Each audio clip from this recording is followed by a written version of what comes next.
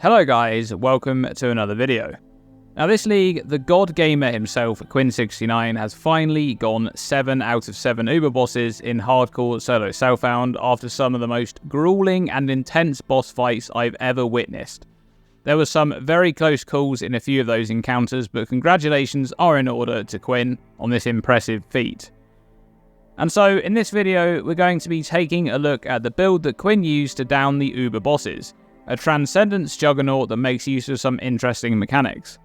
I should point out here that Quinn did modify his build several times so that it was better suited to face whichever boss he was attempting next. But in this video, we're going to be focusing on one iteration using double strike of momentum. So let's head over to the path of building. The config for this build is set to Uber bosses, and this damage is correct assuming maximum trauma stacks.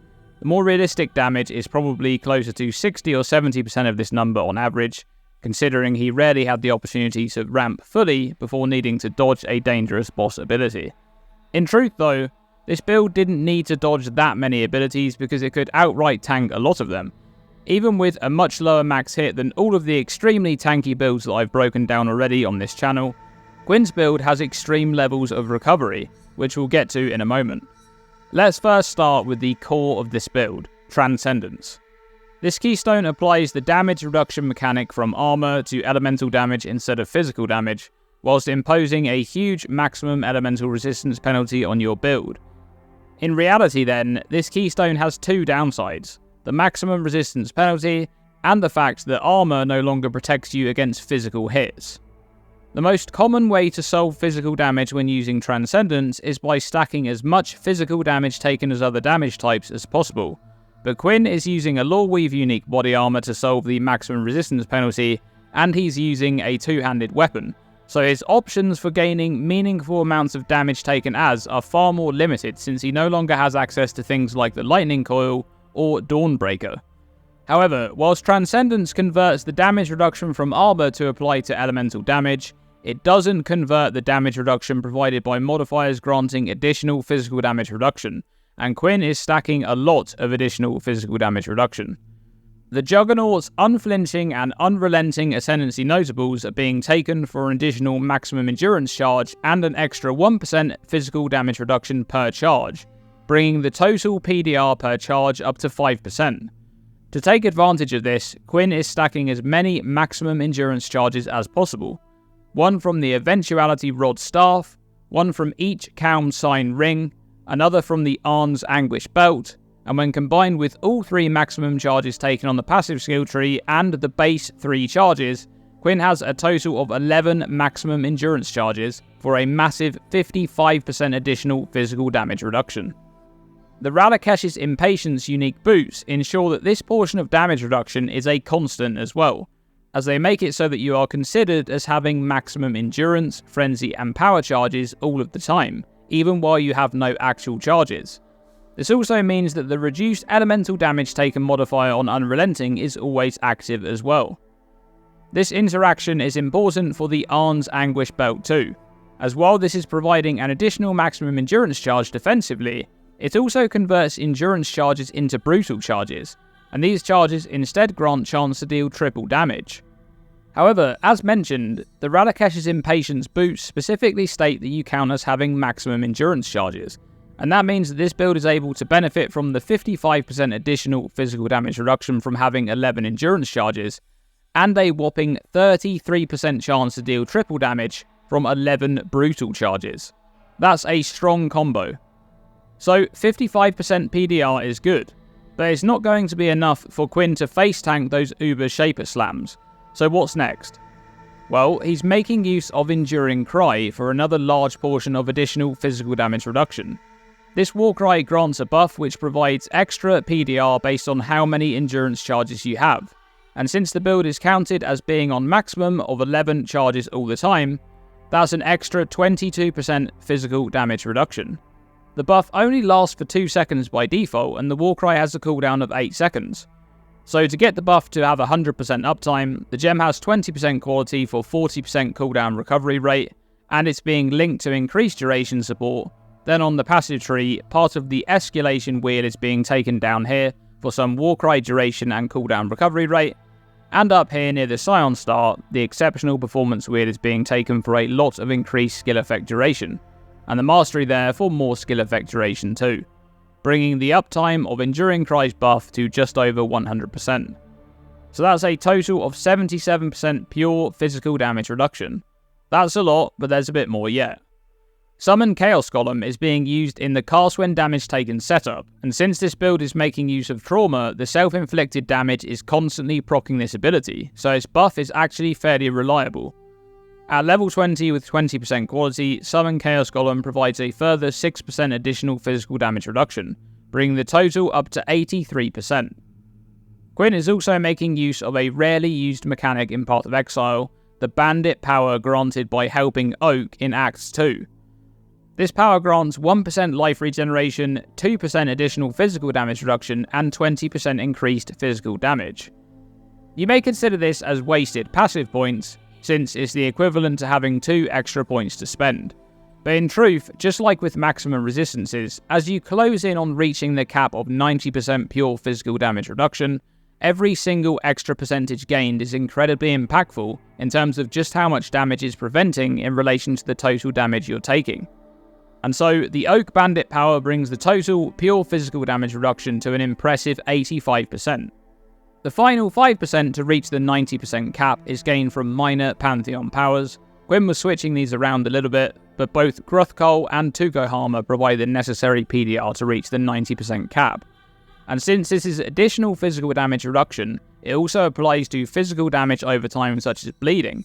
So when combined with the recovery this build is able to achieve, that's not going to be much of a problem either. Speaking of recovery, let's talk about how this build is able to put that massive amount of PDR to work to gain a huge chunk of life regeneration. Quinn is using a new transfigured gem, Double Strike of Momentum. At level 20 with 20% quality, this melee ability grants 14% more attack speed per stage, and a stage is gained each time you use Double Strike, up to a maximum of 10 stages for 140% more attack speed. This brings the attack rate up to just shy of 10 attacks per second, and with some duration scaling, the build is able to reach just over 100 trauma stacks when fully ramped. The trauma buff grants extra physical damage, but it also makes you take a hit of physical damage per stack whenever you gain a new stack of trauma. At 108 stacks of trauma, which is the maximum that this build can reach, this would deal a hit of 15,768 physical damage every time a new stack of trauma is gained. So with the 90% physical damage reduction and the less damage taken from Fortify combined, this is reduced to only 1,261 physical damage taken per hit. And with Immortal Call active, this will be reduced even further, down to a hit of just 820 damage. The huge amount of physical damage prevented is then converted into life regeneration using the Juggernaut's Untiring Ascendancy Notable, which grants regeneration equal to 1.5% of the physical damage prevented from hits in the past 10 seconds. If the character was to constantly attack at maximum stacks for 10 seconds, accounting for the uptime of Immortal Call and the increased life regeneration rate from Untiring, they'd reach about 30,000 life regeneration per second. And since Divine Shield is also allocated, which provides a similar mechanic to Untiring but for Energy Shield instead, they'd also reach around 17,000 Energy Shield regeneration.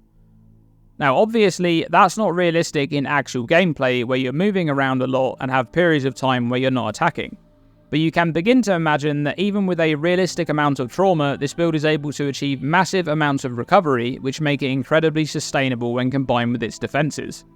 And so, let's get on to more of the defenses. We've discussed how Quinn is dealing with one of the downsides of Transcendence, so what about the other one? That's the minus 15% to maximum elemental resistances. To solve this problem, Quinn has gone with the tried and true method, the Loreweave unique body armor. This unique sets your maximum resistances to the stated amount. In this case, the Loreweave is setting maximum resistances to 78%. This applies to all elemental resistances and chaos resistance, and it overrides any increases or reductions to maximum resistances from other modifiers, including the one on Transcendence. So that's both of the downsides of Transcendence solved. So let's get to the upside. Transcendence applies the full armor calculation to elemental damage taken from hits. This calculation occurs post resistances, making armor much more effective against the resulting smaller hit.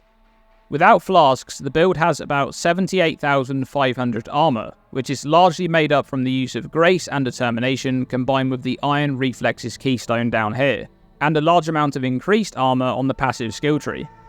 To put into perspective just how effective of a defense Transcendence can be, a hit from the bull phase of the Uber Searing Exarch deals about 17,300 fire damage. This is first reduced by the 78% fire resistance, lowering the damage to 3,806. Then armor is applied, providing 80% elemental damage reduction, lowering the damage to 761. Unrelenting's reduced elemental damage taken modifier is then applied for a further 8% reduction, bringing it down to 700. And if the Fortify buff is up, then its less damage taken modifier is applied for a further 20% reduction, lowering the damage to 560. And lastly, if Immortal Call is active, the damage is lowered further still, down to 370. And you can see from this calculation just how impactful the Transcendence armor application is at mitigating damage. If the Ruby, Granite and Basalt Flask that Quinn is using were also active, the damage taken by this hit would be reduced even further, down to just 208 from an originating hit of over 17,000. So we've discussed the main components of the build, but there's a few other things that should be mentioned. Quinn is using a Watcher's Eye jewel that provides 45% reduced extra damage taken from critical strikes while affected by Determination, and this is being combined with the Armor Mastery for a further 30% of the same stat, and the Critical Mastery for another 30%, so the character takes no extra damage from incoming critical strikes. The Unstoppable Ascendancy Notable is being used for the stun immunity that it provides, and the benefit of being able to essentially ignore freeze. Then a Corrupted Dual Implicit is providing immunity to Silence up here. This one is actually quite important because Silence not only prevents the use of spells, but it also prevents war cries too. And if Enduring Cry was to fall off, the build would lose an incredible amount of physical damage mitigation, which is dangerous in and of itself, but is especially dangerous with the amount of self-damage that is potentially being inflicted through trauma. Another Corrupted Dual Implicit is also being used down here to provide Corrupted Blood immunity. Even though the build has capped pure physical damage reduction, Corrupted Blood can still be an issue, especially when inflicted by Uber Cyrus in his arena with a bunch of ground degen which prevents recovery. Lastly, Quinn is making use of the Defiance of Destiny unique amulet. Not his first choice, by the way. I believe he was looking to make use of Eternal Damnation in this build, but that one eluded him. Now, whilst Defiance of Destiny doesn't provide any mitigation to prevent one-shots like Eternal Damnation, that's not to say it doesn't have its uses against Uber bosses. Abilities like the Maven's Cascade of Pain, the Searing Exarch's Barrage ability, or the Eater of Worlds Tentacles pulling across the ground, which typically deal damage in many smaller hits, are almost entirely solved by Defiance of Destiny when used on a build which has great mitigation from other sources. These abilities will cause the wearer to rapidly recover life based on missing unreserved life every time they are hit, which is especially useful for this build in periods of downtime when recovery can't be gained from attacking, like during the Eater of Worlds inescapable Doom phase.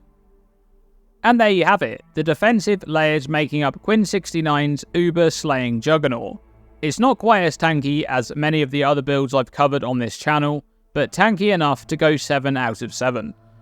I hope you've enjoyed this build breakdown. If you have, please do click the thumbs up button and subscribe for more videos like this one in the future. And of course, a shout out to my channel members, thank you for your continued support. If you'd like to support the growth of this channel by becoming a member, you can find out more by clicking the join button below.